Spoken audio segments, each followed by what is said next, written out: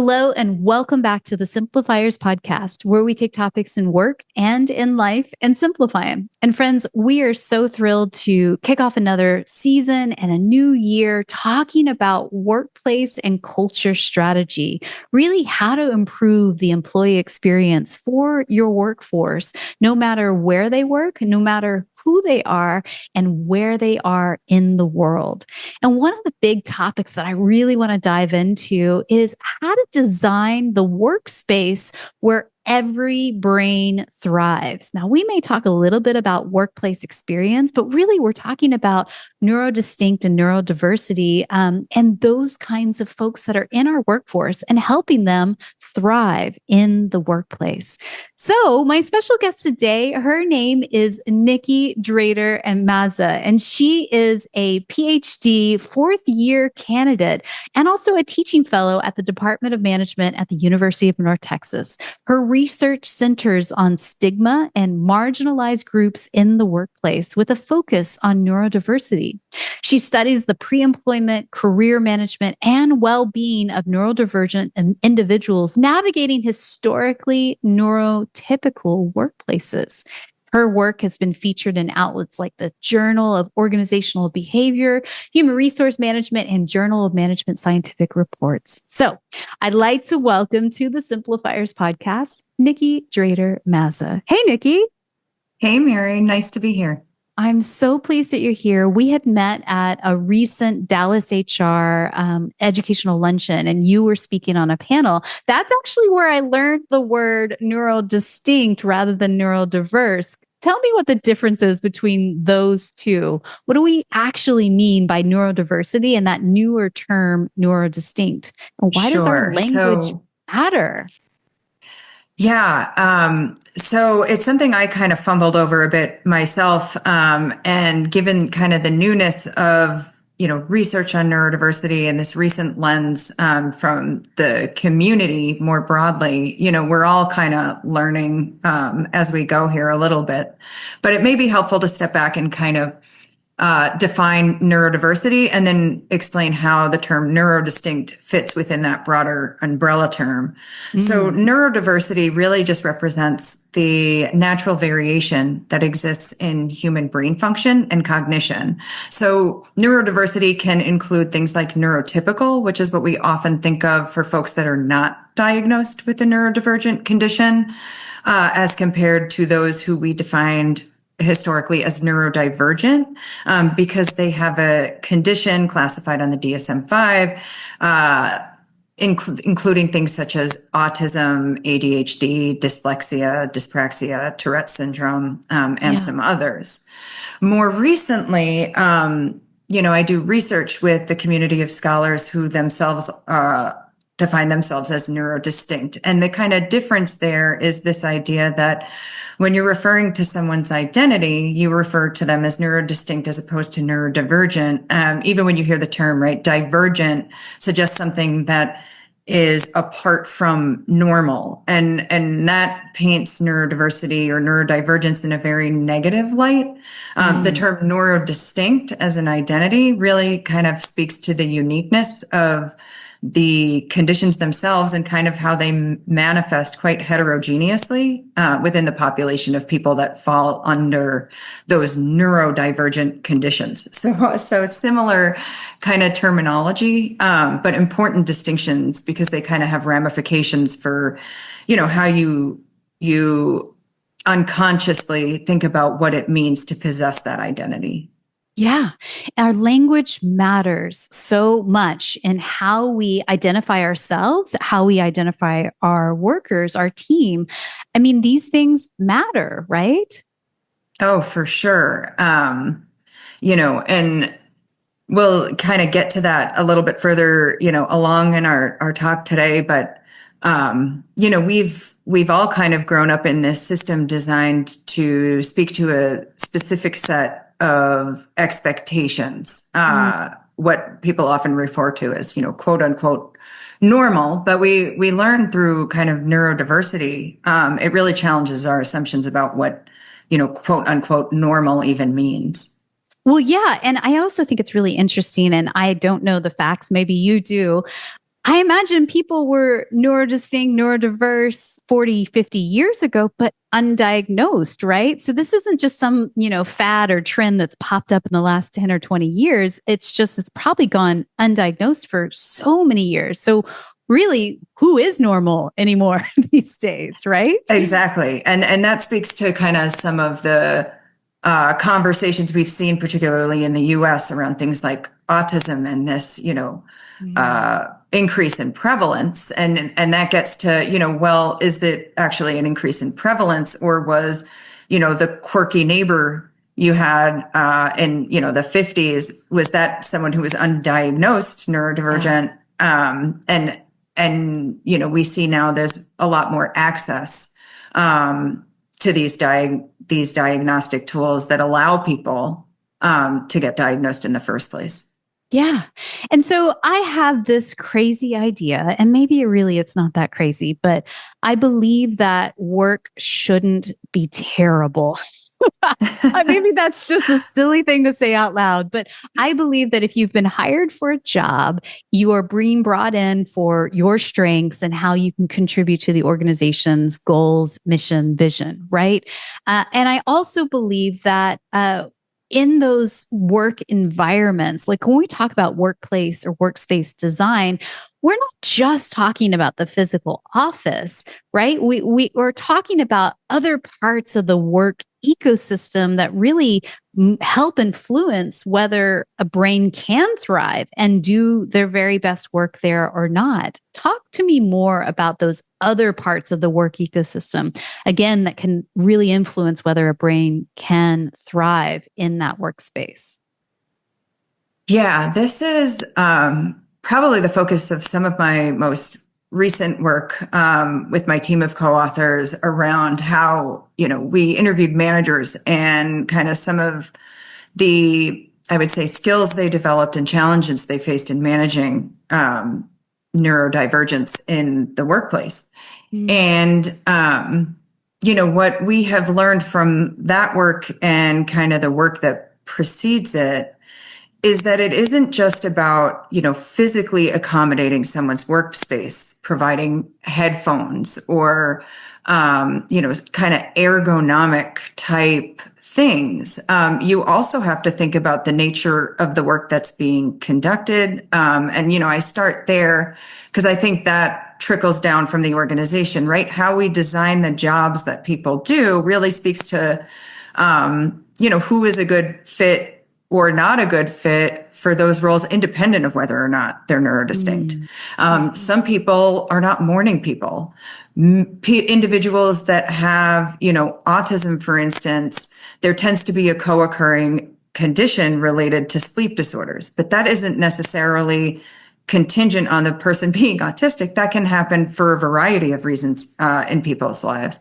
And so what we found, for things like that, right? If you are putting someone into an operations role where transactions can only occur between 7 a.m. and noon, for instance, and that person has a sleep disorder, perhaps that role is not the best fit for that person. But that doesn't mean that the person doesn't have value to the organization.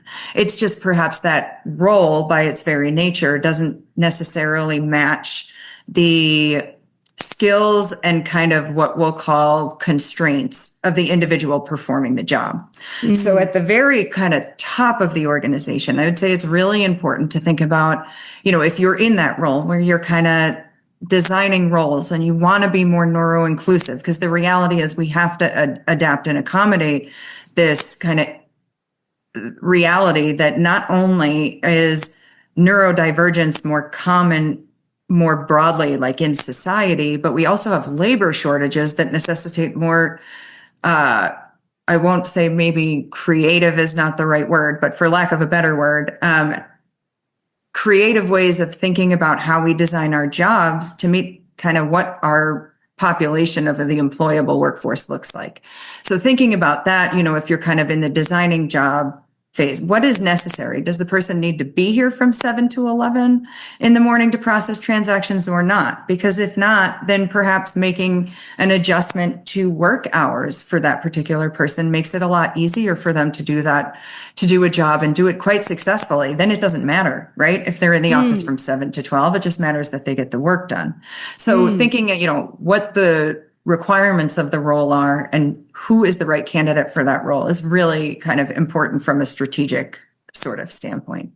But then you get down to kind of the interactions between the manager and the employee on a day-to-day basis. And, when you think about neurodivergence, I won't get too theory heavy here, but it's important to consider this idea of the double empathy problem. And effectively what the double empathy problem says is the way I interpret and interact with the world and the way I expect other people to behave is not necessarily the same as the way someone else interacts with the world and expects them to behave. And so, this is particularly salient in neurodiversity research and has been commonly used to explain kind of issues around autism and neurotypical social interaction, but it applies more broadly to anybody. You think about cultural differences and things like that. This double empathy problem can arise kind of all the time. So what increasing neurodiversity at work has really taught us over the last couple of years is that things like clarity and like concise communication. Are you really saying what you think you're saying, or are you used to people kind of being able to read between the lines and interpret, your jargon or the way you talk? Perhaps you like interacting in a sort of face-to-face setting, but someone else may process information better written or kinesthetically by actively doing that work. For instance, I just prefer to physically do the work. I learn it better. So for instance, if, coding or something like that, it's a tangible example because I've been taking a statistics course this week. The first 3 days I could code alongside the instructor. And because I could code alongside the instructor, I did a really good job of keeping up in class. The last day, he changes everything up on us and has 20 lines of code on the screen the second we sit down to the Zoom. And don't I was lost the next 3 hours because I needed to touch what I was learning.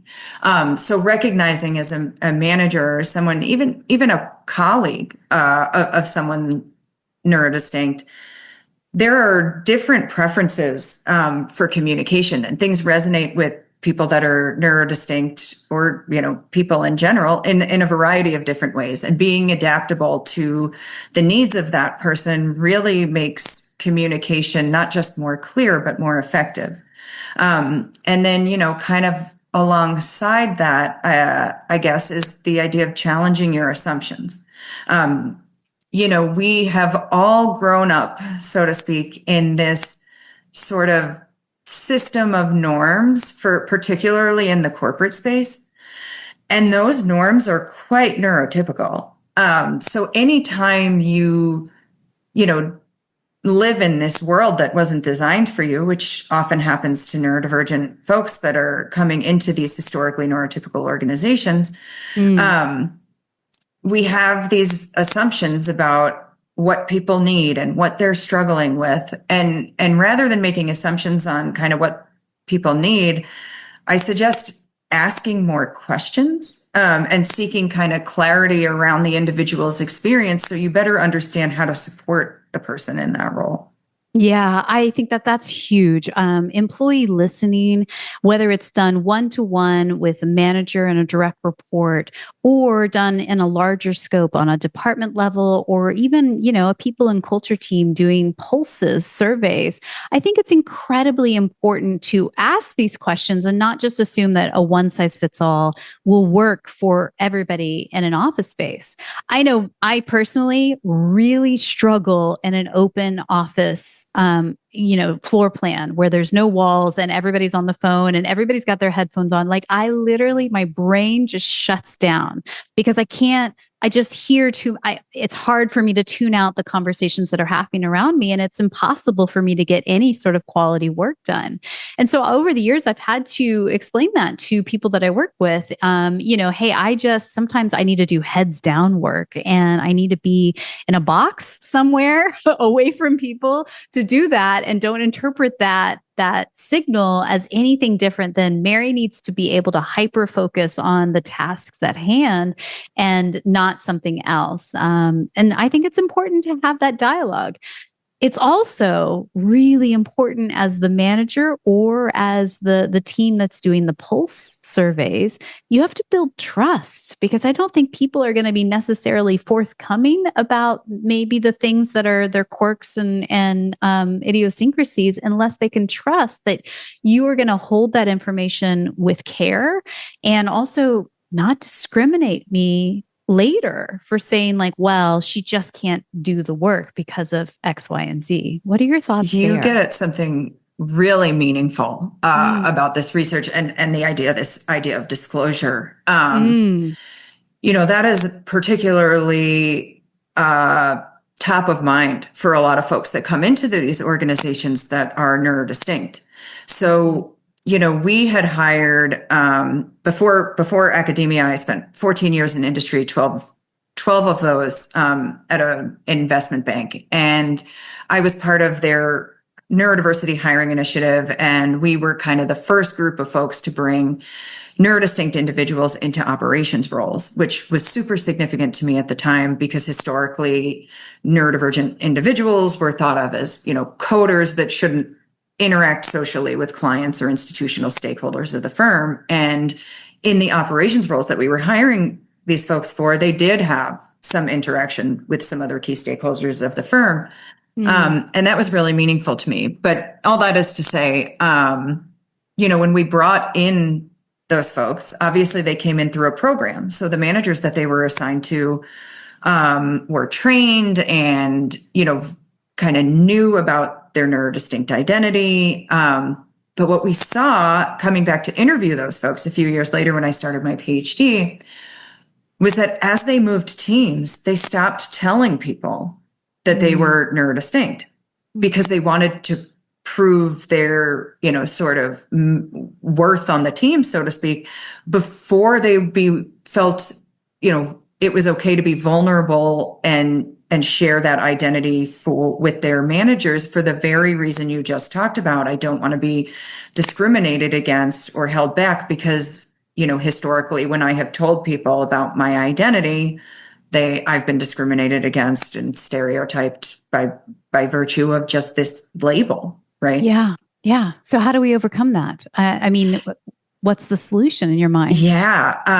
If you had asked me this 2 weeks ago or 3 weeks ago, I wouldn't have had the answer. But we finished a data collection with a bunch of managers across a variety of industries who worked with neurodistinct individuals diagnosed with a variety of different neurodivergent conditions. And overwhelmingly, what seems to come through is this broader conversation with the team, with the workforce, even more broadly beyond the manager, around this idea of, equity and contribution and what a meaningful contribution looks like.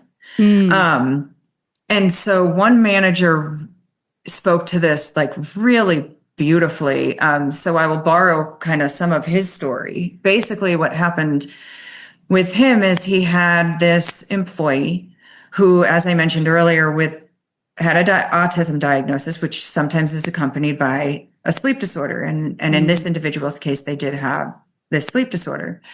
So he made this kind of accommodation to allow him to work different hours. And what ended up happening is the individuals on his team, because unfortunately, the reality of these neurodiversity initiatives is that when people come through these programs, if they're in a kind of off hiring cycle pattern, you try to maintain their, confidentiality, and their privacy. But, one new intern joins the team and kind of the off cycle, and the firm has a neurodiversity initiative, and suddenly the whole team knows that this employee is neurodistinct. Mm. And so they, had that suspicion, came to the manager with that suspicion. Is it because he's in this program? And then apart from that, even if they didn't know, it was kind of like, well, why does he get this quote unquote special treatment? And the manager was really struggling with, what do I disclose? What do I not disclose? And what he kind of chose to do to protect the privacy of his employee is really speak to this idea of equity does not always mean equality. Yes. And so what creates space for you to do your best work does not necessarily allow this individual to do their best work. So we are simply leveling the playing field so that everyone can do their best work in a way that, speaks to their strengths. And I really love that. I love that concept of kind of leveling the playing field or equity kind of versus equality. I'm so glad that you mentioned that. There's a great graphic out there, and I'm going to put it in the just show notes. So you guys go over to the simplifiers.com and you'll find all the resources that Nikki shares today and everything that we're talking about today there. But there's this excellent graphic that shows the difference between equity and equality when you're at a baseball game. Have you seen this graphic where? Yes, I have. It's awesome. So like, one where you say, oh, well, equality means that everybody gets one box to stand on to be able to see over the fence line to watch the baseball game. But actually, the guy who is still, 3 feet tall, little kid, you give him one box, he can't still see over the fence line. But you go, well, it's equality, right? Everybody gets the same amount, the same thing. Equity is giving the person that is, a 10-year-old, the chance to have 3 boxes. So he can see over the fence line just the same as everybody else. Now, the truth of the matter is, of course, can we eliminate the root cause that is causing, the fence line in the first place? And, that's where we would want to hope to move towards as HR professionals and leaders inside a workplace and being good people managers is, eliminate the root cause at first. But if you can work across the table and help everyone thrive, this is equipping them to do the very best work of their lives, right, in your organization and not be a terrible workplace. Like, these are the things that you are responsible for as a people leader, right? Absolutely. And, you get to this idea of you talk about the fence, right? Mm-hmm. And that to me kind of represents the systems that are in place and constrain, the organization, the manager and the employee, the team. And so you think about how do you start to change the shape of the fence? And there's this theory, universal design theory, and it's been applied mostly in kind of systems design. That's where I first came across it. It was when designing software programs to make sure that they are accessible to a variety of different users. And the great kind of analogy I'll use to explain universal design theory is this idea of ramps and sidewalks. We're all familiar with ramps and sidewalks. They were designed with disabled people in mind, so that those who were in a wheelchair could pass from, one sidewalk to the street to another sidewalk. But the beneficiaries of that design feature extend well beyond the person that's disabled. They help, mothers pushing strollers. I run. I used to call myself an avid runner. I think now I'm just a runner. But they make sure I don't trip on the sidewalk. The benefit extends well beyond the intended audience to kind of benefit everyone. And so when you start thinking about designing for everyone rather than just kind of the masses, I think you go a really long way of kind of lowering that fence so that managers don't have to make accommodations and don't have to explain those accommodations to their employees. But that is a super clunky and slow process sometimes. So, I think we, in the immediate term, kind of focus on the manager and what we can do individually to kind of contribute to creating this kind of what we will call like a neuro-inclusive environment. But over time, if we design universally and I like to say, stop removing your outliers, and design with them in mind, you don't have to accommodate in the same way you have historically, because now everyone can see over the fence.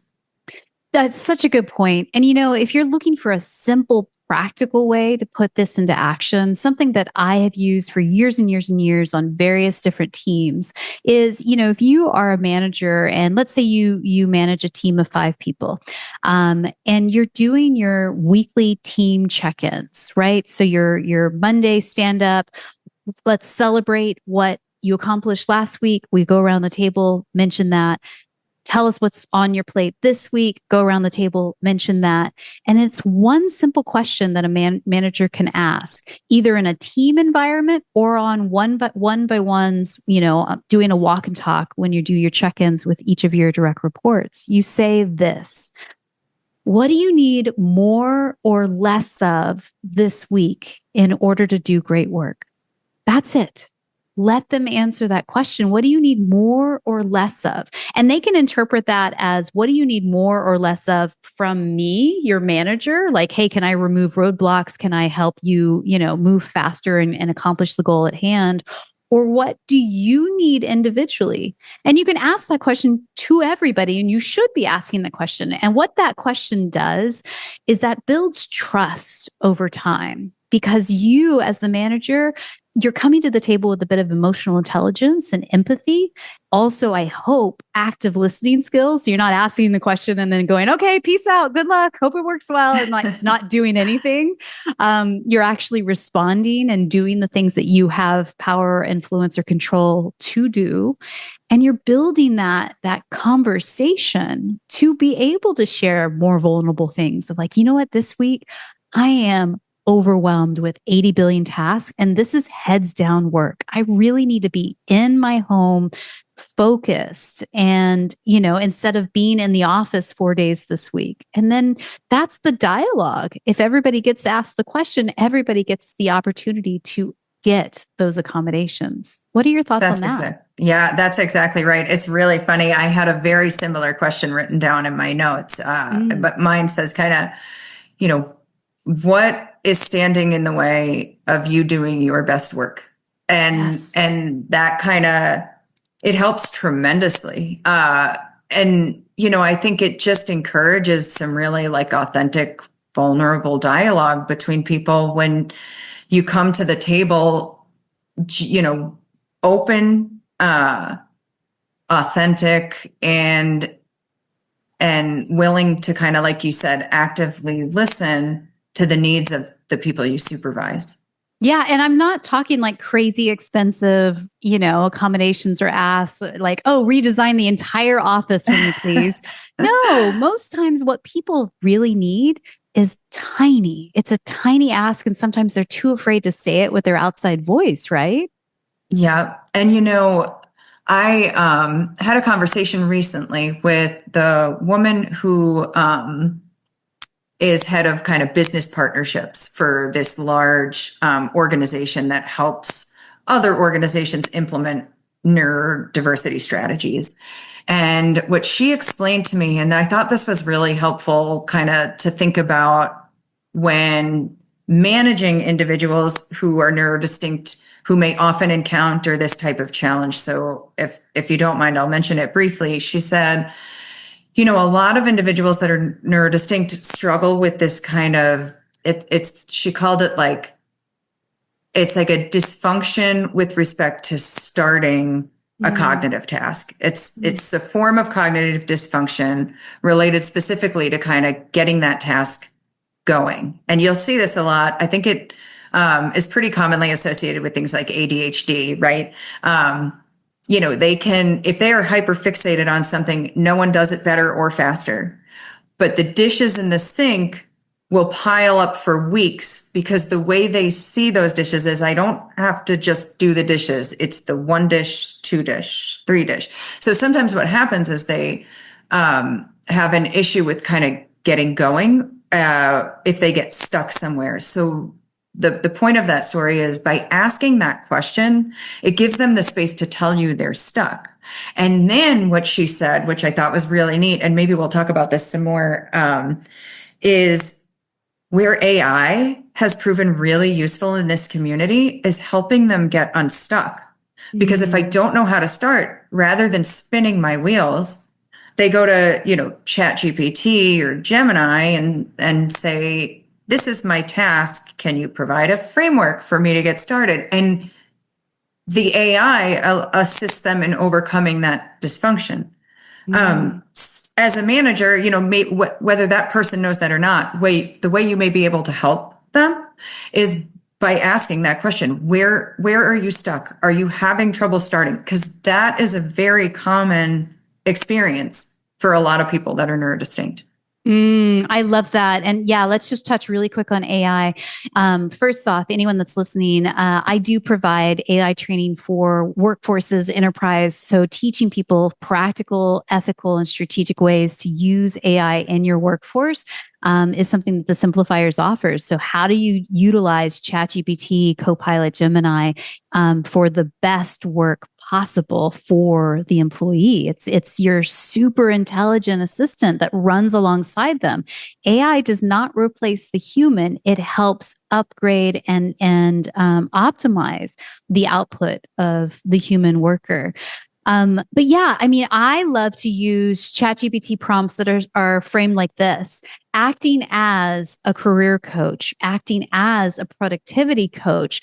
Walk me through the ideas of how to accomplish X, Y, and Z today, this week, this quarter, this month. I also really love uploading my job description into ChatGPT so it understands, like, read and digest this job description. This is the role I have currently at XYZ company. And also, I'll give you one better. If your company is publicly traded, you more than likely have your company's annual report or ESG report on their websites currently. And these are like 200-page lawyer written documents that nobody reads because, my goodness, 200 pages. Take those documents that are already publicly out in the world, pull the PDF and say, hey, chat, read and digest this annual report and give me the summation, 5 bullet points of what the major focuses are for the year ahead for our organization. And then one step further, knowing what my job description is, give me 3 to 5 ideas of things I should prioritize in the next quarter or year ahead that achieve the goals and objectives of the company. It's a game changer because these are the tools that really do help analyze large sets of data that helps the human, no matter who they are on the spectrum and where they are on the spectrum, to be able to do their very best work, right? Mary, I want to add one kind of comment on the idea that you presented around running your job description through AI. And I was thinking, gosh, that's such a great idea, because one of the first and, perhaps largest barriers to employment for individuals that identify as neurodistinct oftentimes is because there is so much emphasis on their part about, clarity and specificity and communication. If your job description overemphasizes kind of all these nice to have things, what often happens is people that are neurodistinct will kind of self-select out of that job. I am not all 10 of these things. So perhaps this is not the right job for me. Using AI to kind of help craft your job description in a way that speaks to the very necessary skills, and as opposed to kind of all of these nice to have things, actually reduces barriers to employment if you're looking to expand like the neurodiversity within your organization. 1,000%. And also it holds your people leader accountable. So you get hired for the role and you do this in your first 90 days and say, hey, people leader, I really want to take a moment to take a look at this job description to make sure I'm clear on what the priorities are and the major tasks that I need to be accomplishing any given week or month or quarter. So you utilize that, because how many times anecdotally have you heard, well, just run the old job description and put the job posting out as quickly as possible, and it's out of date. and your understanding of what the job is versus what your boss's understanding is, or even worse, your boss's boss thinks the job is, it gets everybody on the same page and aligned, right? Exactly. Oh my gosh, Nikki, there's so much to talk about here. And I know that you have a couple of ongoing projects where you're sourcing participants. So can you tell us quickly about those two projects that you need help with? Sure. Yeah. So we are first, I told you, we had been talking to managers about their experience managing kind of these neurodiverse teams. We are looking to expand that data collection to talk to more managers. We've seen some really interesting stuff about industry and the nature of kind of the industry people operate in. So we'd like to collect a larger sample. So if you're a manager and you're interested in speaking with our team, that is a compensated interview study. And then if you yourself are neurodistinct and either have started a job in the last month or plan to start a new job in the next month, we're really interested in learning about your experience onboarding to your new organization and what factors most influence how you successfully integrate into that space. And that is actually a kind of survey design. So there it's another compensated study, but it's just 4 surveys over the course of about 3 months upon starting a new job. Love it. All the details will be in the show notes again for this episode over at thesimplifiers.com. There you'll also find a link to connect with Nikki directly to her LinkedIn. I'm guessing that's the best way for people to connect with you and say, hey, I'm interested in these 2 interview studies, right? That would be great. Yeah. Okay, great. Well, to wrap up, there's a couple of questions we like to ask everyone who come on the podcast, rapid fire, and here we go. First question is this. What is one book or blog that you're reading these days that's either inspiring you or poking holes and challenging your belief system? Yeah. And I know you have a global audience, so I apologize to the global audience who may not care as much about US issues. But it's called America's Bitter Pill. And it speaks to kind of how the US healthcare system came to be so different than other healthcare systems throughout the developed nations, like more broadly. And particularly, right now with the healthcare reform and things like that, I have been really interested in kind of the healthcare space, and I'm using that in my dissertation as the context for kind of stigma. But as a, person in the US right now, I think it was a kind of eye-opening read for me about how we kind of got where we are. That sounds fascinating. I will definitely link that book up into the show notes. Again, you can find it over at thesimplifiers.com. So tell us, who is one person in your network, somebody that you know personally, you just feel is up to brilliant things? We could shine a spotlight on them, and who knows, maybe one day we'll have them on the podcast. Who would that be? So I would say that would be Dr. Virginie Kidwell. She is the director of the Doctor of Business Administration program at UNT currently. But when I came into the program, she was my advisor, and she does some really remarkable work about emotion regulation and kind of like dynamics of power. And she has quite a lot of interesting insights about kind of Gen Z and Gen Alpha and kind of how they fit into work and the nature of work, which I think is, pretty interesting and timely. Very cool. Again, if you're curious about the work that Dr. Kidwell does in the world, again, it's in the show notes, thesimplifiers.com. I believe gratitude and simplicity go hand in hand. Tell me, what are you grateful for today?